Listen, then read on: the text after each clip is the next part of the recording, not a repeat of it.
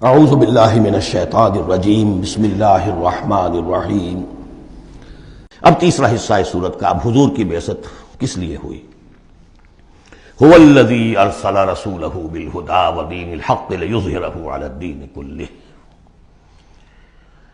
یہ خاص آیت میں آپ کو بتا چکا ہوں کہ انبیاء کی بعثت، رسولوں کی بعثت کے لیے بشیر، نذیر اور مذکر، مربی، معلم، یہ سارے الفاظ، شاہد، یہ سب مشترک ہیں۔ یہ صرف محمد رسول اللہ کے لیے ہے اور 3 دفعہ ہے۔ وہی ہے اللہ جس نے بھیجا اپنے رسول کو صلی اللہ علیہ وسلم، الہدا، کامل ہدایت نامہ جو ان پر کامل ہو گیا، اور دین حق، وہ میزان جو دی گئی تھی تمام انبیاء کو، وہ میزان اب کامل ہو کر دین حق، سچا، مکمل، عادلانہ، مبنی بر عدل و قسط نظام زندگی ہے جو اب بن گیا۔ کس لیے بھیجا ہے؟ لیظہرہ، سے غالب کریں۔ یہ نہیں وہ پامال رہے اور 30 لاکھ لوگ حج کرتے رہے، بس اللہ خیر صلی اللہ۔ رہ گئی رسم اذاں روح بلالی نہ رہی، فلسفہ رہ گیا تلقین غزالی نہ رہی۔ یہ 30 لاکھ آدمی اگر کفن باندھ لیں اپنے سر سے تو دنیا میں انقلاب آ جائے گا نہ آ جائے؟ حج کری آؤ، رمضان کا عمرہ کراؤ،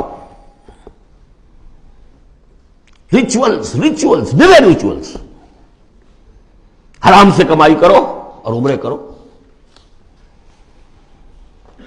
هو الذی ارسل رسولہ بالہدی ودین الحق لیظہرہ علی الدین کلہ ولو کرہ المشرکون۔ مشرکوں کو تو یہ پسند نہیں ہوگا۔ مشرک چاہیں گے توحید کا نظام قائم ہو جائے، اللہ کی حکومت پوری زندگی پہ قائم ہو جائے۔ اب مشرک کون ہے؟ مشرک صرف بت پرست نہیں ہے۔ سب سے بڑا مشرک وہ ہے جو کہ ہیومن ساورنٹی کا اعلان کر رہا ہے، وہ تو خدائی کا اعلان کر رہا ہے۔ بت پرست نے تو یہی سمجھا ہوگا یہ کوئی دیوی ہے، دیوتا ہے، کوئی ہماری سفارش کر دے گا، اس کے علاوہ وہ تو خدا بن رہے ہو تم کہ ہم حاکم ہیں۔ یہ دعویٰ تو نمرودیت کا دعویٰ ہے، یہ دعویٰ تو فرعونیت کا دعویٰ ہے۔ حاکم ہم ہیں۔ الیس لی ملک مصر وہذہ الانہار تجری من تحتی۔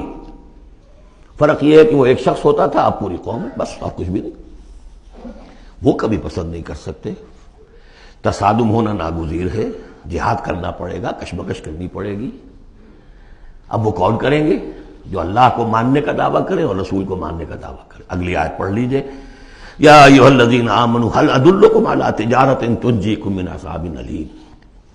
اے ایمان کے دعوے دارو، کیا میں تمہیں بتاؤں وہ تجارت جو تمہیں دردناک عذاب سے چھٹکارا دلا دے؟ تؤمنون باللہ ورسولہ وتجاہدون فی سبیل اللہ باموالکم وانفسکم۔ ایمان لاؤ اللہ پر جیسے کہ ایمان لانے کا حق ہے۔ سورہ نساء میں بھی پڑھ چکے ہیں ہم، یا ایھا الذین آمنوا آمنوا باللہ ورسولہ والکتاب الذی نزل علی رسولہ۔ سورہ حجرات میں ڈیفینیشن مومن کی یہی ہے، انما المؤمنون الذین آمنوا باللہ ورسولہ ثم لم یرتابوا وجاہدوا باموالہم وانفسہم فی سبیل اللہ۔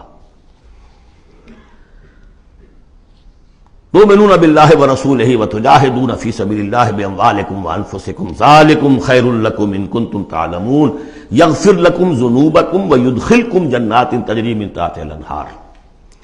وہ تمہارے لیے تمہارے گناہ بخش دے گا، تمہیں داخل کرے گا ان باغات میں کہ جن کے نیچے نہریں بہتی ہوں گی، اور ان باغات میں مسکن دے گا، مساکن طیبہ، بہت پیارے، بہت اعلیٰ، فی جنات عدن، ریزیڈینشل گارڈنز میں۔ ذالک الفوز العظیم، یہی بڑی کامیابی ہے۔ یہ بہت اہم نکتہ ہے، بندہ مومن کی نگاہ اس کامیابی پر جمی ہونی چاہیے، دنیا کی کامیابی پہ نہیں، دنیا میں دین کی کامیابی پر بھی نہیں۔ آپ حیران ہو یہ کیا کہہ رہا ہے؟ نصب العین صرف آخرت۔ اگر آپ نے دنیا میں کامیابی کو نصب العین بنا لیا تو گڑبڑ ہو جائے گی۔ پھر آپ کہیں گے یہ تو صحیح طریقے سے کام نہیں ہو رہا تو ٹیڑھے سے کرو، سیدھی انگلیوں گھی نہیں نکل رہا تو ٹیڑھی کرو، بائی ہوک اور بائی کروک، جیسے کوئی ہاکی کا پلیئر چلتا ہے لے کر کیری کرتا ہے۔ اسی میں تحریکیں گم ہو جاتی ہیں، تحریکوں کے قبرستان بنے ہیں اسی بنیاد پر۔ تم دیکھو تمہارا فرض یہ طریقہ کار، یہ اس طریقے پہ کام کرتے رہو، نتیجہ نکلے نہ نکلے تمہیں اس سے کوئی بحث نہیں۔ ہاں طریقہ کار پر نظر ثانی کرتے رہو، ہو طریقہ محمد رسول اللہ سے ماخوذ اور منہاج لِكُلٍّ جَعَلْنَا مِنْكُمْ شِرْعَةً وَمِنْهَاجًا، ہم نے ہر ایک کو تم میں سے شریعت بھی ایک دی ہے، منہاج بھی دیا ہے۔ منہاج محمدی کیا ہے بولو؟ تم امت محمد ہو صلی اللہ علیہ وسلم۔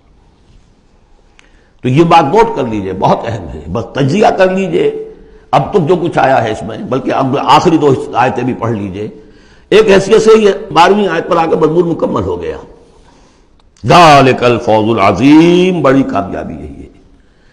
البتہ دنیا میں ایک اور بونس کی شکل میں ہے، وَأُخْرَىٰ تُحِبُّونَهَا، ایک اور شے جو تمہیں بہت پسند ہے۔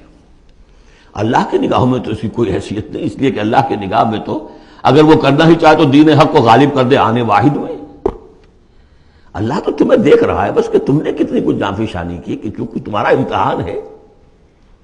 لیکن تمہاری نگاہوں میں بہرحال انسان ہو تو بربنائے طبع بشری انسان چاہتا ہے کہ جو کچھ ہم کریں اس کا نتیجہ بھی اگر نظر آ جائے تو کیا کہنے۔ وَأُخْرَىٰ تُحِبُّونَهَا، اور وہ دوسری چیز اور بھی جس کا جو تمہیں پسند ہے، وہ کیا ہے؟ نصر من اللہ وفتح قریب، اب اللہ کی طرف سے مدد آیا چاہتی ہے اور فتح تمہارے قدم چوما چاہتی ہے۔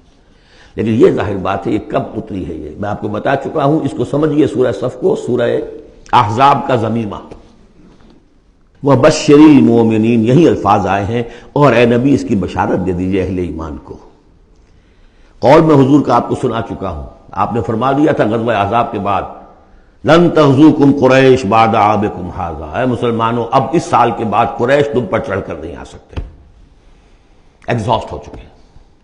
وَلَٰكِنَّکُمْ تَغْزُونَہُمْ، اب تمہاری طرف سے انیشیٹو ہوگا، اور وہ انیشیٹو تھا کہ جو عمرے کے سفر کی نیت سے آپ نے کیا، صلح حدیبیہ ہو گئی، اور انا فتحنا لک فتحا مبینا کی آیت اتر گئی۔ اور دوسری چیز آخرت میں یا ایک روحانی جو مقام تمہیں اس سے حاصل ہوگا، تم اللہ کے مددگار کا قرار پاؤ گے، اس سے اونچا کوئی مقام ہو سکتا ہے۔ صدق اللہ العظیم۔